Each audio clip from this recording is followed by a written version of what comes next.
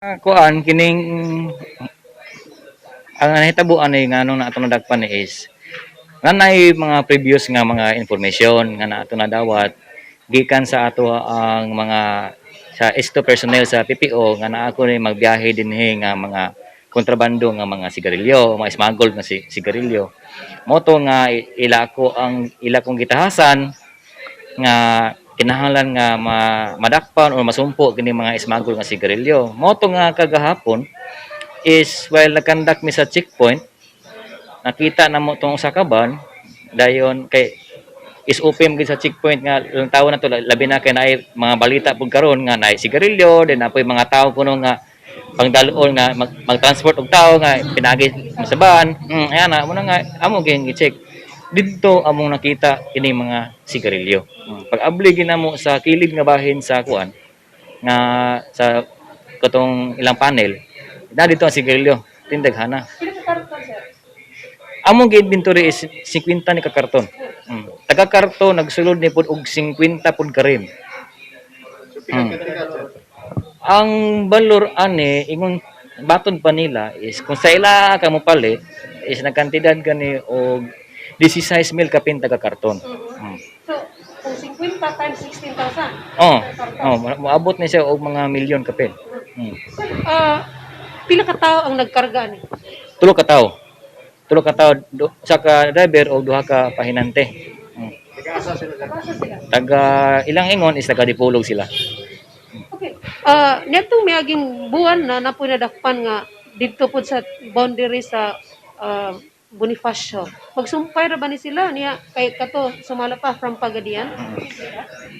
Siguro ma'am posible pero ingon magud nga daghan na pud kunong mga tag-iya.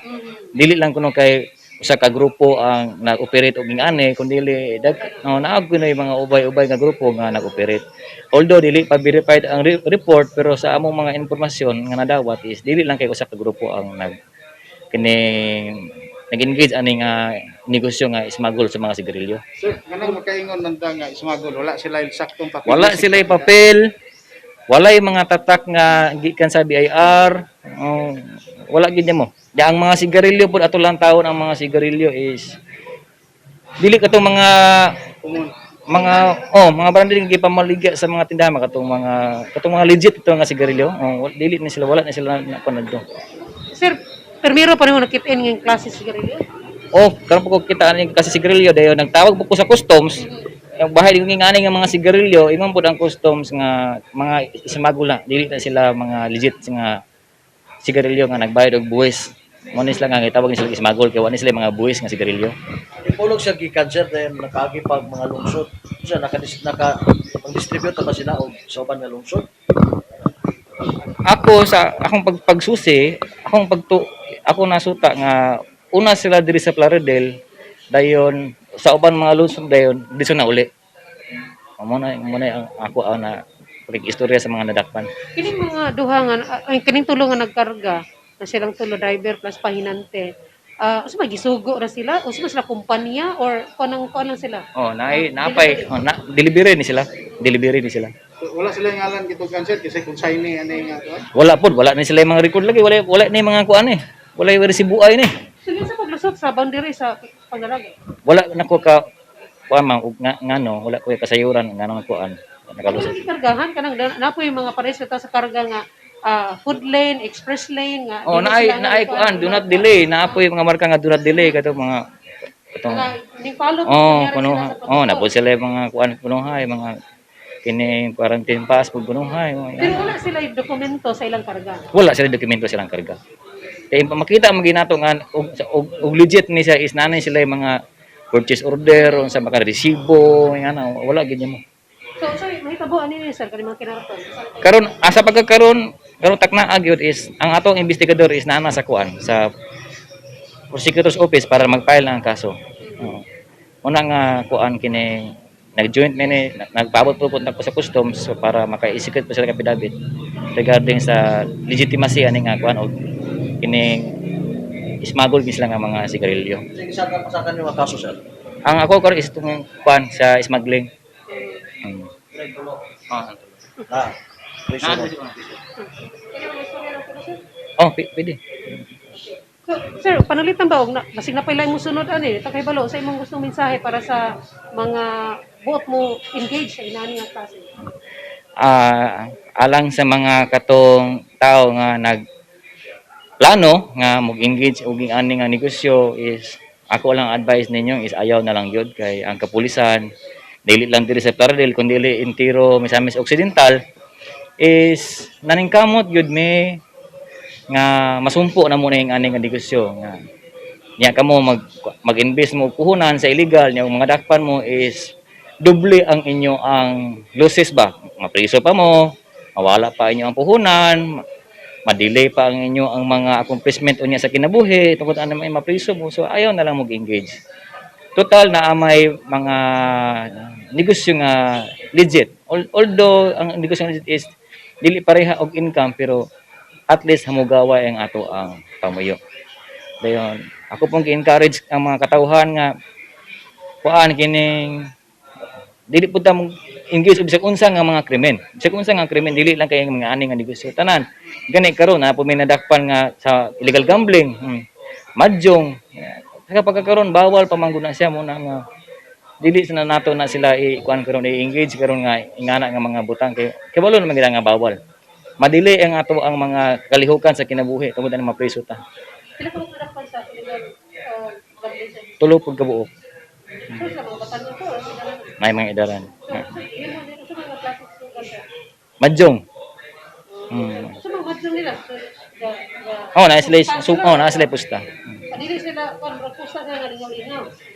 Di na po siguro lingaw kay maabot na magkinintos ang ilang kuan. Kwarta. Sugal na dyan. Oo.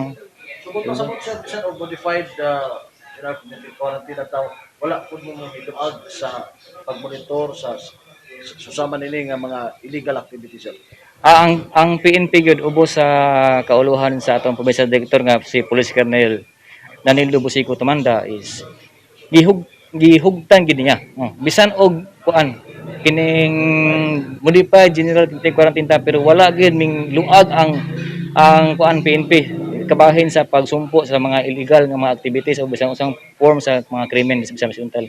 Among gipaningkamutan o gipaninguha nga mahimong safety ang Misamis Occidental labi na diri sa Plaridel akong gipaninguha pod nga ang mga tawo hapsay nga mamuyo. Hapsay sa panginabuhi, likay sa kahadlok, ingana ba nga aron ang ilang kinabuhi sa mugaway. Nagpunta ka mo mga checkpoint boundary niyo. Wala na sa boundary pero dira na ako gibutang sa Southern Look. Ako gay nang gipatunga sa dalan kaya aron ang both sides yun, ang padulong ug ang pagpasulod ako amo ma-check gyapon. Muna nga kuan. Kasi monitoring ninyo pag modified general community quarantine na to, sa movement mga tao. Hinoon nagkadaghan gid ang movement sa tao kay labi na nga modified na ta. Pero kami gihapon padayon gihapon mi sa pag-implement sa social distancing, face mask, kini bahin sa angkas, amo gyapon na siyang gikuan, taga-adlaw gimi nag-issue ana og mga citation ticket. Para lang unta po usa po gawa sa pag-issue amo pong gipanghanyo ang mga katawhan nga palihog sunod ta sa balaod kay pero mo angkas mo sa motor, ang motor magpasakay pog duha, pila ra kitaon nila ibutang na to minimum family 10 pesos nya mamulta 350. Dako gyud kay kawadon. Nga malikayan na lang gyud. Ang uban makaingon mo nga ano maligis lang kuan nga nakakuan man, buinas lang sila kay wala pod. Pero ang una alam ninyo nga ang pulis nakalikay man mo karong higayon naka sibat mo wala mo dakpan pero ngadto madakpan gyud gihapon mo. Matimingan gyud gihapon mo kay ang pulis dili ni mo undang ining kuan. Pagpanako pag imilitar sa balaod. Kaya ginaganon sa mga nadakpan niyo ron sir kanang walay face mask, social distancing. Tumiyagi sa Daghan ka sir siguro mga sobra 200 na. Sobra siguro 200. Daghan sa kuan lang sa curfew lang daan is naka-record na gud mi daan og kuan 187. Napay face mask napay angkas. Wala pa tani undang gud. Ubay na gyud. So, despite yan na, ang mga tao nagmatngon na gyud aron dili sila madakpan. Nagmatnagi mga tao nga nagmatmatkon, naapoy mga tao gihapon nga nagpabuyag bagid gihapon nga dili gid ka gatuo sila ba nga taga-adlaw swerte nila. Nga hinunaan nato nga kabong mga tao kinahanglan mo og swerte taga-adlaw. kami mga pulis, isa ka swerte lang namo, madakpan gid mo.